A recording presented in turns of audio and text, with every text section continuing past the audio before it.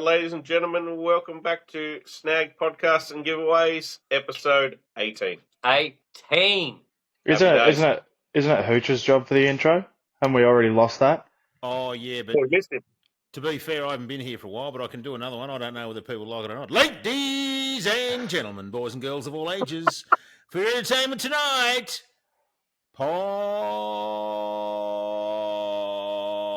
Okay, no, get rid of him. Oh, sorry.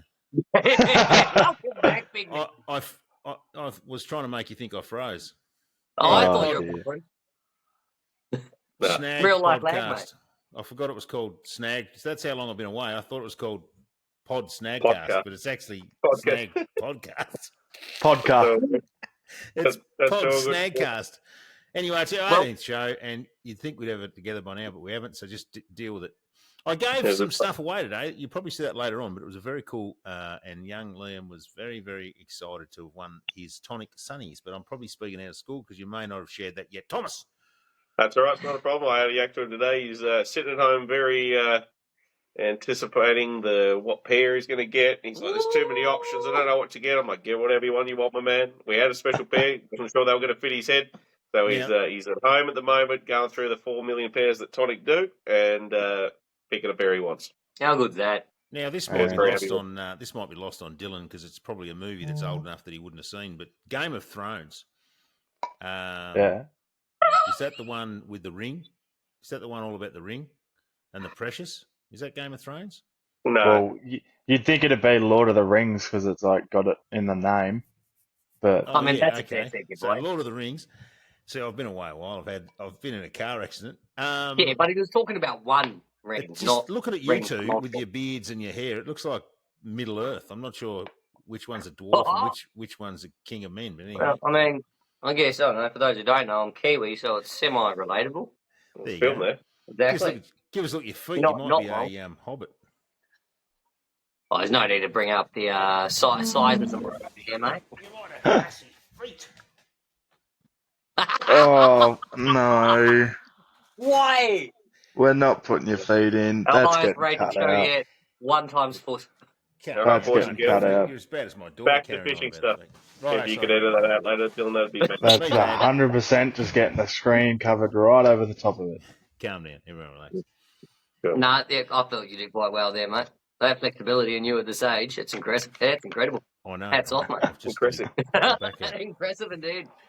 We're doing stuff on podcast 18, is what I've heard. Let's get back into it before he Yeah. starts showing his elbows or something. So, is Yeah, this a that's- traditional chat with Dylan, or is it straight into our stuff? Well, I've got to tell you something I thought was actually kind of cool. For those that haven't seen it, Mark Berg, a lot of those would know Mark Berg from Fishing Addiction, his TV show. Mark He goes around the Hamburger. world now.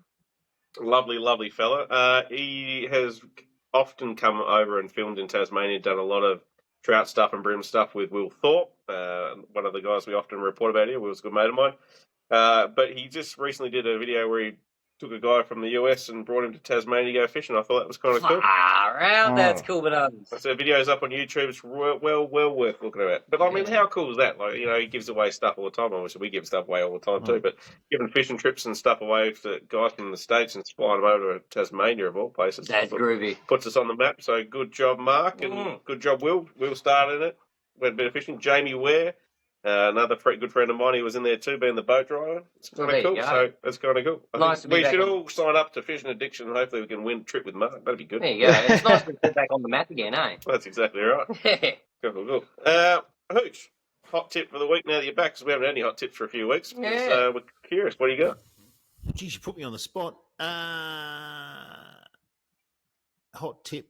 Well, a little bit topical, and it is a bit of probably a bit early and a bit raw for the people involved. I We're not do talking believe about there was cream, it wasn't a tragedy, but there were some people that ran out of fuel, or they either ran out of fuel or they had some bad fuel down at the Tasman. Now, not the best of places to run out of fuel, but boats in general, you need to be across your fuel delivery system and your mechanical bits and pieces, because it's not like a car. You can't break down, get out, and then walk home. It's fairly serious, and I've been in a couple of situations myself over the years where I've had to rely on some mechanical knowledge to get me out of some fairly tight situations.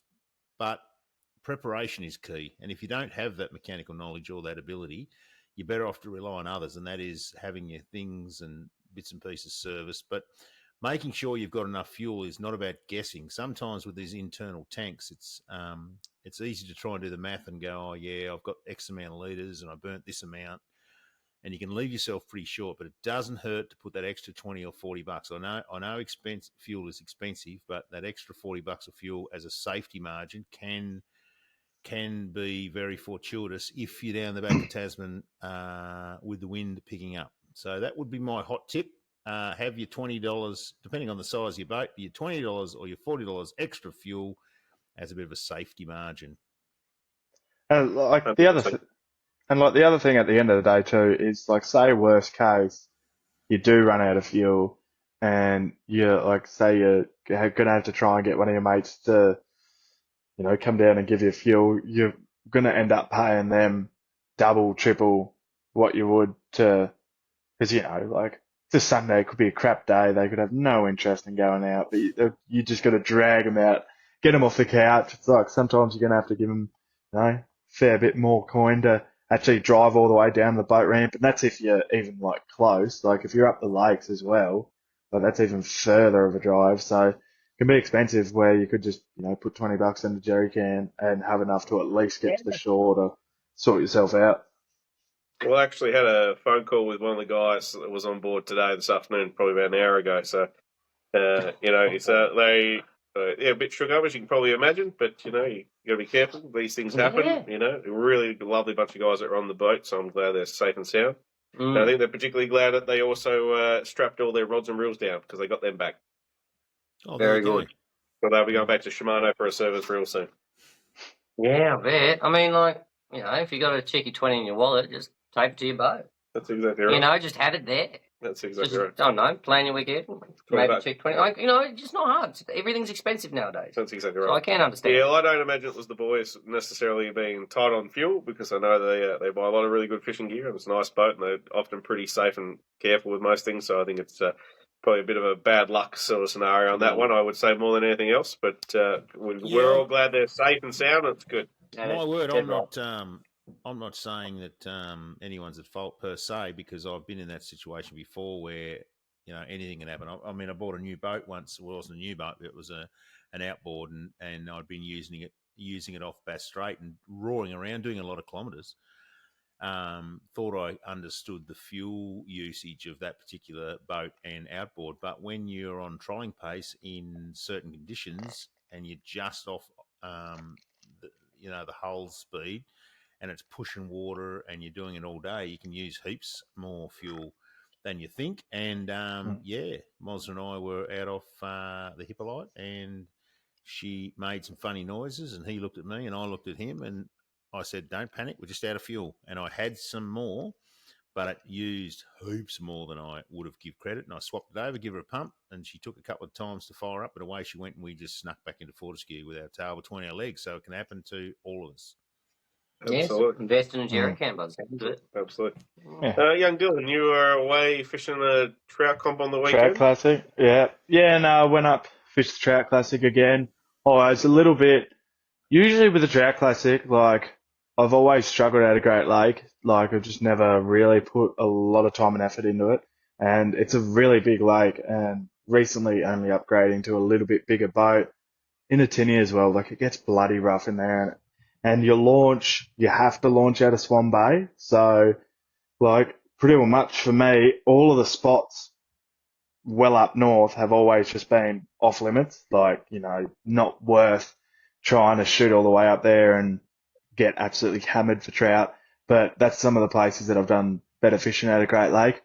But yeah, so we went and fished Great Lake the Saturday, and there was we were fishing. I think we ended up in Christmas Bay because I was looking at the wind and it was blowing easterly Thursday, Friday, and Saturday. So all that wind would have just been pushing food and everything over to the western shore. So that's one thing I'll look for on your bigger style lakes. Look where the wind's blowing before, because if it's been blowing heavily on one side, that's going to be the side you're going to pick up all your food, and your fish will obviously be there as well. And yeah, we found like heaps of fish in the morning, like heaps of fish that were rising and stuff like that.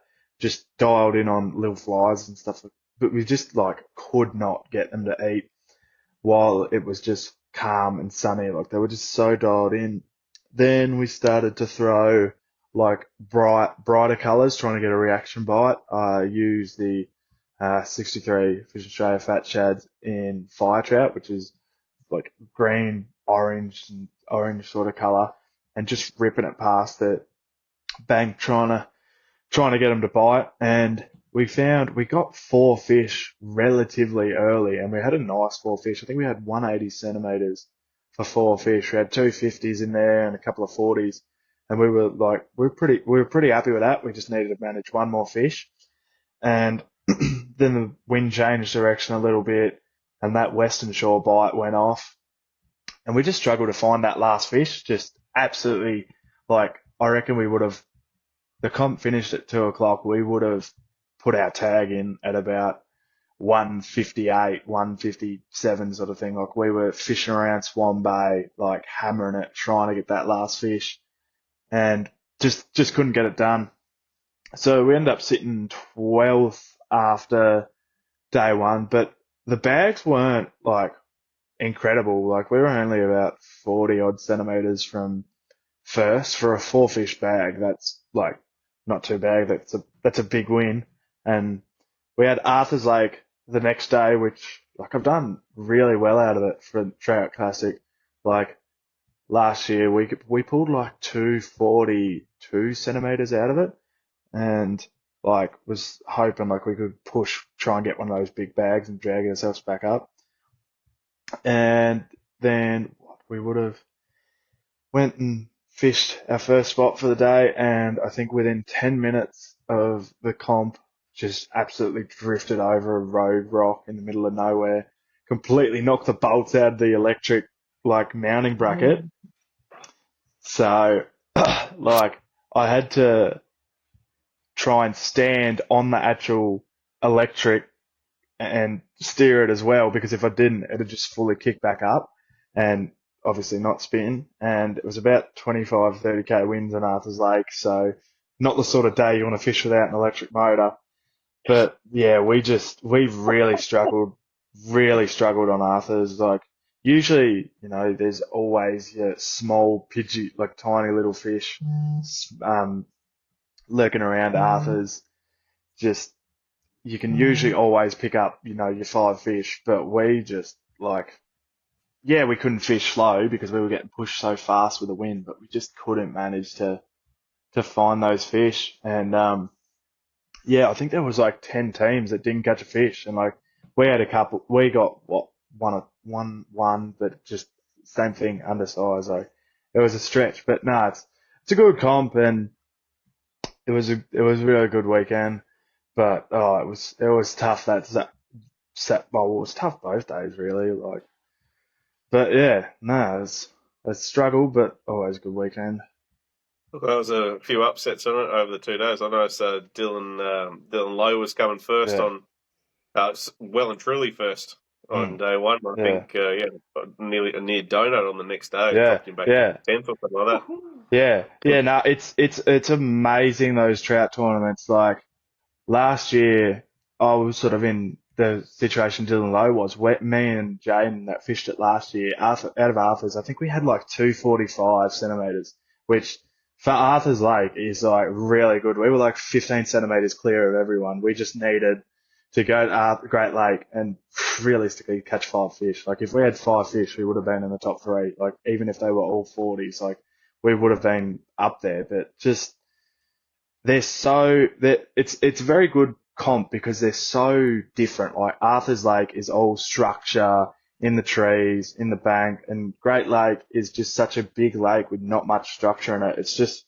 you've got to know a wide range of sort of tactics for trout to catch good fish out of both consistently in 2 days. So, yeah. Good work. Yeah, well done, mate. Perseverance. Well done. And it might be time for a new electric. Yeah. Yeah, No, did come up in it. just get more bolts and put it in a bit better, I reckon. Get an extra There you bolt. go. Cool. Before we sort of dive into fishing reports, have you guys got any fishing reports you've heard around the state? Well, I haven't got any in particular, but I noticed that the SBT fishing in November was off its head. It doesn't look like it's slowed up early December. I know we're only day 3 of December, but it's still some really good fish. So it's great to see those SBT. I've seen some really good stripy trumpeter being caught, and the snapper bite across the northwest coast here is pretty wild. I've seen some of the usual suspects pull some good fish, but I'm seeing a great number of what I'd call mums and dads fishers that don't necessarily, I wouldn't call ardent snapper fishers, but they seem to have cracked the code. They've picked up a little bit of what everyone's been putting down. They're fishing at anchor. They've got their burley right. They get their drift right. They've got some stray line rigs out, some snapper flashes, and they're catching some nice fish. So that's very encouraging when, some of the not so ardent, really drilled down into the technique, people are catching the fish as well. It says a lot for them, and it says a lot for the fishery. It's great news. Cool. I So let's suppose. kick off. Yeah, no, he's got some info. Go. I suppose another thing too is like on all these Facebook groups, you're starting to see photos of those kingfish rock up. Like there was a photo of kingfish caught off around the rocks at St Helens. I think that was last week. You've got a photo of kingfish popped up down southern Tassie. It looked around Tribunna sort of area. That was, I think, today or yesterday. So, like, they're definitely around, especially up the northeast, coast at the moment. So, like, they've got to be near the Derwent. So, I reckon I might go have a poke around this weekend for them, see if I can't manage. Sounds pretty bloody good. Love it. I guess we'll turn to our champions of the salt. Let's get into saltwater reports. All right. Over to you, big man. First little legend. Roy, yes, sir. Love that. Awesome session off the jetty. Salmon, squid. Nice work all in all. Cool. Big Dan from Jig Nation. Jig Nation are an amazing bunch of lures. I moved down here a few years ago and it's loving life. So track the triple digits 101 kilo bluefin at Pedro Branca. Well done, Dan. Oh, that's awesome work, mate. 101. It's not Dalmatians. We're talking about fish here. It's great. Shari Watkins. Grandchildren went out for a fish and smashed. This is awesome. Black-back salmon. It was a crack of big black salmon. It was awesome. There you go. Yeah. Some big salmon down here this year, which is kind of cool. We're starting to get those St Helens sized fish kicking around Bruny Island and stuff like that, which is kind of cool. Nice. David Grant with an awesome short fin pike. Cool looking fish. Awesome work, David.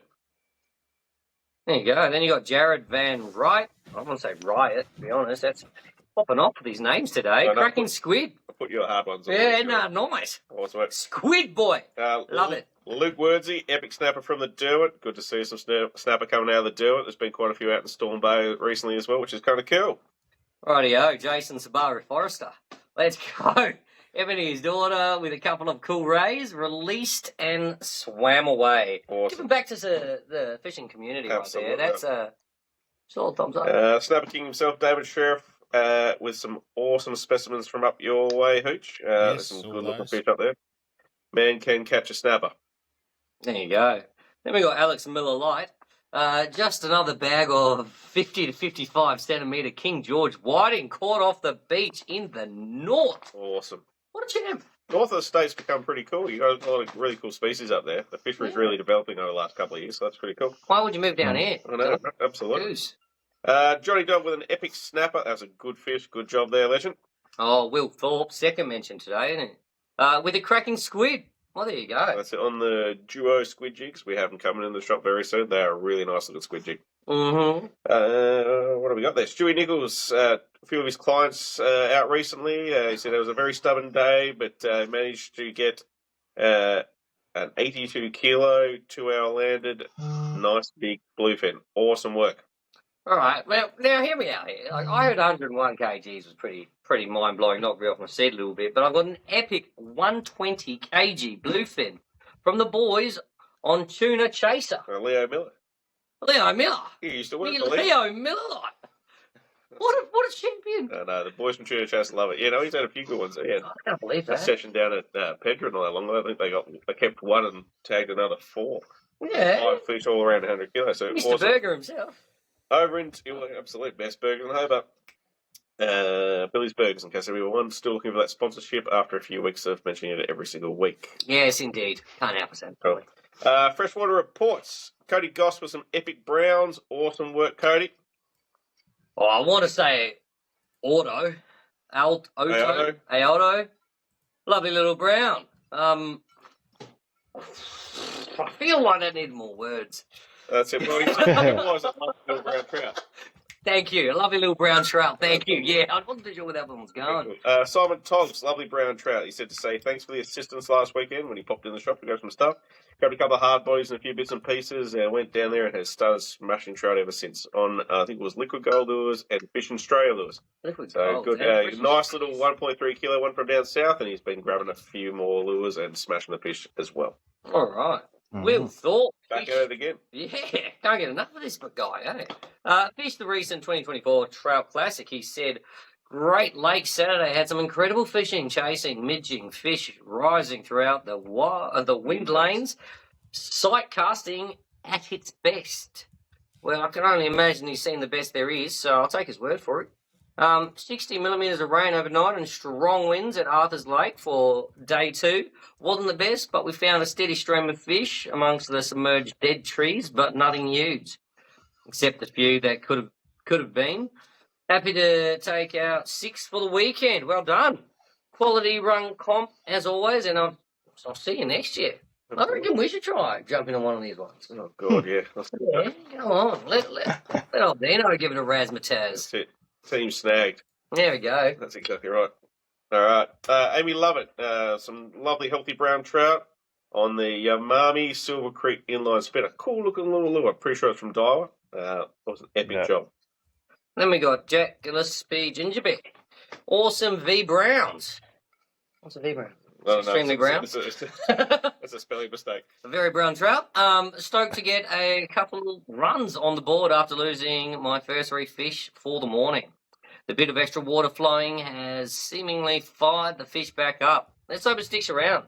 I'm here with you. Now, I'm just going to take a wild step and guess stab in the dark. Or step in the dark. Stab in the dark.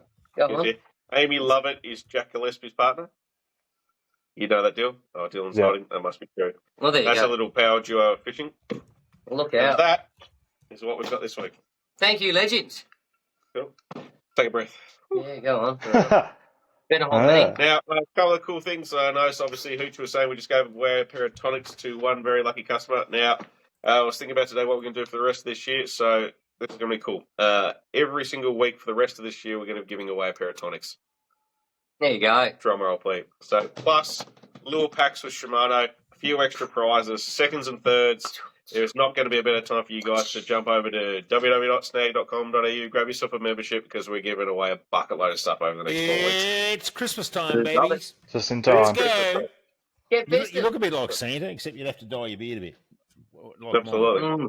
Yeah, well, yours is white, so you Can't might as well be. just put the red Can't suit be. It's on and not go white, for it's it. grey.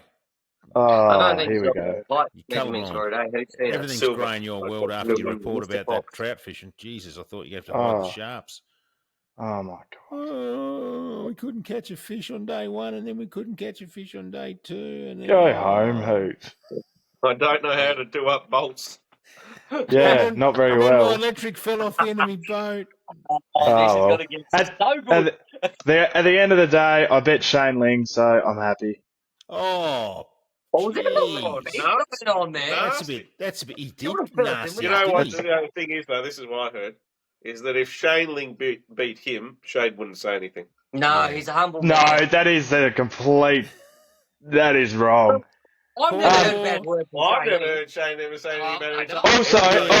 Also, there was And like- remarks. There was remarks that apparently I'm Shane's son now. So I mean, if apparently people are starting to call Shane Ling my dad, well, he can deal with a bit of Wait, of Shane banter. Reddick? Well, don't be so rude to your father. Yeah. I've had people Just call respect. Hooch me dad. Now it's Shane. Who's next? That's exactly right. Rightio, taking adoptions for Dylan there. No, that's it. I'm done. I'm out. Oh no, we've All right. broken him. It's been an amazing one. It's good to have everyone back, even though Dylan's left. Yeah. And we will see you guys next week. See you Done next deal. week. See you, bye.